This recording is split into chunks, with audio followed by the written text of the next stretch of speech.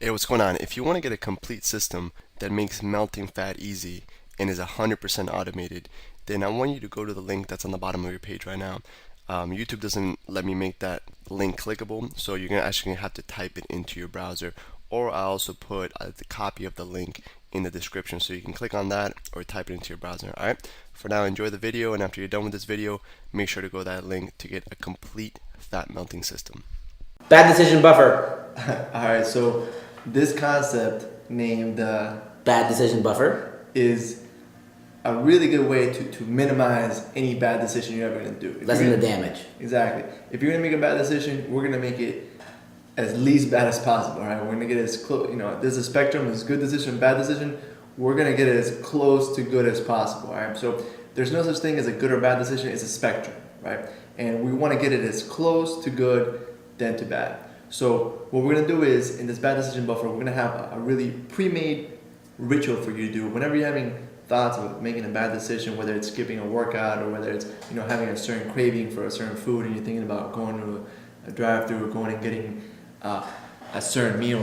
Yeah. So let's map out the scenario. Right now, the scenario is it's me and I or somebody else, doesn't matter. Or you, and you really want a brownie. You're craving or maybe you're craving a fast food brownie or some of those chains that have the brownies, and you really want the brownie, and you're craving, like you're almost broken down now. So the first step before, that's a decision you could make, is to eat that brownie.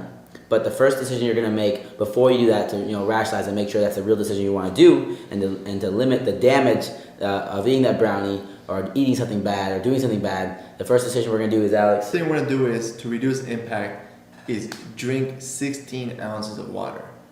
If you want to drink more, that's fine. But minimum of 16 ounces of water. You're gonna get a water bottle and you're just gonna chug the whole thing. You might have heard this before, but are you doing it? Make sure that if you're having a craving, you drink minimum of 16 ounces of water. And we don't have one right now. We don't have one in the picture, but the 16 ounces of water is just one of the regular little bottles that you drink water out of. The average size about this big. And so if you keep those if you have those at your house, just either grab one out of the cabinet and just pound it down. If not, just the average big glass of water is good. But this is Alex has in the hand right here. It's a normal thing. This is 16 ounces right here, and then you literally just chug this as quickly as possible. Chug it as quickly as possible, like Alex is doing. You're rehydrating yourself, making sure your body's functioning properly. I mean, your body is anywhere from 60 to 75% water, depending on what takes you back to your college college days real fast. Depending on what statistic you are. So you're drinking your water, and then after that, Alex, like he just did, we have a timer right here. He puts a timer on. And what are you doing with that, Alex? So it's a little $5 timer. I got this at Walmart. It doesn't have to be a sophisticated timer. You can use your phone timer, whatever you want. I like having this one. I have like 3 of these all over my house. I use them for all kinds of things. Literally just set it for 5 minutes, and then chill, relax for 5 minutes after I drink the water. And then let's say this thing beeps. It's 5 minutes later. If I still want the craving, if I'm still thinking about going out and getting that fast food, what do we do next? The next step, after you put the timer on, you totally forgot about your craving, you're just chilling, doing whatever, go on the computer, do whatever kind of task you have to do, either at work or at home. And then after the 5 minute comes, if you're not craving that brownie or whatever you were going to do bad, or the decision that you were going to do bad, you just go about your day. But if you're still on the chain, you're still craving it, the next step you're going to do is do a workout. And what we're going to tell you to do is you're going to do 10 squats. A little full body, get all the blood pumping through your body workout, 10 squats.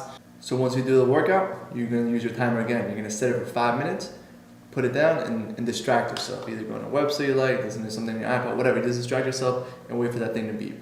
Once it beeps, you go on to the next step of the bad decision buffer, where we're going to minimize the impact of you going out and binging on something crazy. So what's next? The next step is you're going to choose a 100-calorie snack or under. Good examples of this are a banana, apple, orange, things of that nature. Things that are going to fill you up. Like a banana, it's usually around 90 calories, depending on the size. They're extremely filling, and it's going to satisfy that urge to really if you're craving something to eat, put something in your mouth and chew on it. Sort of like smokers, they use the fake smoking mechanism, the steam or whatever, they smoke it. It satisfies that urge to have something in your hand and to be blowing smoke. So we're doing the same thing with that food, and on top of that, we're gonna force you to ingest something healthy or healthier than what you were gonna put into to minimize that damage and to as a buffer. So if you notice here, In the previous sections, we took roadblocks out in order for you to do good activities, right? So we talked about streamlining your ritual to go out and work out, where you have your shoes and your socks and your gear next to your bed, next to your fully charged iPod or whatever you use to listen to music, and everything's there with your headphones ready to go. So you literally don't think, you just streamline out the door. So we want to take the roadblocks out of doing good decisions, and we're putting roadblocks in for making bad decisions. So they work synergistically together, and you completely minimize it. Remember, decisions are a spectrum, right? There's an ideal decision that's going to get you the six pack as fast as possible, and then there's decisions that are going to get you a little slower, or maybe it might seem like they're going to get you slower, but if you really do them and you set up this buffer, they'll allow for a sustainable, lifelong change, not really going to extreme one end or the other. You're not going to be going from one end of the spectrum to the next. You're really going to be in a sustainable path of making good decisions, better and better decisions every single day. Hey, what's going on? If you're enjoying the video so far, do me a huge favor and click on the like button below. You'll get your good deed for the day out of the way. It helps me out a lot. Also, go ahead and subscribe and leave a comment. Something as simple as good video or I enjoyed the video. It really helps me out with YouTube. Alright, here's the rest of the video. Exactly. And then after you do your 100-calorie snack or under, you're going to again put your timer on for 5 minutes. Again, ignore it, go about your daily activity. And at this time, obviously, you've decided that you really want this. If you still haven't gotten off your craving, and you're gonna bend a little bit. We're not breaking. This is not considered a break. We're gonna go on on our other concept, which we've learned, or you're gonna learn, which is our bend but not break concept. And we're gonna bend a little bit. Whatever you are craving, you can have a little bit of it. But again, we're not gonna break and gorge ourselves and go crazy. We're just gonna have a little bit of it to satisfy the needs we have, and we're gonna go about our day. That's It's it. as simple as that.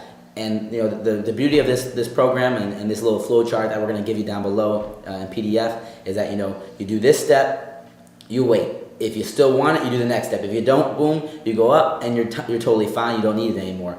And most of the time, I'd like to say 99% of the time, by the time I get to step 2, I'm satisfied. Yeah. I don't really want to do what I was going to do before just by drinking that glass of water. And then second step, I like to say again, a huge increase in staying true to being good and not doing a bad activity. By the end of the day, if you make it all the way to the end and you follow all the steps, you did great. And obviously that craving was high on your list. And you're just gonna bend a little bit, but we're never breaking. We're always bending, so we can stay on track. And as soon as we bend, we're right back to our groove. Exactly. And this is something that might seem simple. Everything we're giving you might seem simple, but there's a lot going on beneath the surface here. In previous concepts, we talked about how one of the things that drains your willpower the most is not making decisions and being indecisive or trying to think of what decision to make. And they actually did a lot of experiments. One of my favorite ones I'll tell real quick is where they had a plate of chocolate chip cookies in front of some kids, and the kids were asked to. There were two groups of kids. One group of kids were allowed to eat the cookies and then take a test which measured IQ, and then the other kids were supposed to resist those cookies and then take the IQ test. The kids that had to resist those cookies, their willpower got drained by and then they actually measured that they would give up on questions a lot faster during the test, and they were just doing a lot of irrational decisions where their willpower was drained, and they were just less patient during the test, and they would give up a lot faster on questions that they did not know. Did another experiment where people were forced to watch a scary movie, and one group was meant to not show emotion, so they were not allowing their emotions to flow during the movie. They were supposed to resist and not get scared or not laugh. They were supposed to use willpower to restrict their emotions, and the other group obviously was allowed to do whatever came naturally. They did the same thing with the IQ test. The people that were forced to restrict their emotions and try to use their willpower to not laugh or not get scared or whatever, willpower is drained. They did a lot worse on the test. So what we're doing here is we're giving you decisions pre-made. Decisions that are done for you, decisions that are a buffer, so you don't have to think, should I go, should I not go? This is kind of the break. This is kind of the bend. Am I bending? Am I breaking? All that thinking in your head is really draining your willpower and causing you to eventually break. Yeah, at the end of the day, if you're resisting those cookies like crazy, and you don't have any steps like we're giving you right now to go through methodically, you might win that battle right there, but you're gonna lose the war because you've stressed out so much that you win one battle, you win two battles, and then the third battle you break and you gorge and you go on for days and weeks, and now we broke, and that's huge. So this, like Alex said, this little thing is gonna give you huge results. And not so you don't waste your willpower on making decisions. Decisions are done for you. Do this. If after the 15 minutes of and doing the water, doing the 10 squats, and doing the light snack, after that you still want it, you go and you eat whatever it is that you're craving, but you don't break. You're already gonna be full. You're already gonna have some oxygen. You're gonna have some hormones. Some pumping through your body from the squats, and you're not gonna make one of those decisions where you eat a whole box of something and you didn't even think. You wonder what happened. Very simple, but a lot going on beneath the surface, so don't take it lightly.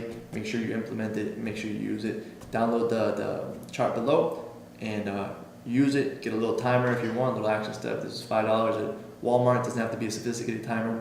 I personally love these little tailors. If you want to get these on Amazon, $5. Peace. Hey, real quick, one more thing before you go.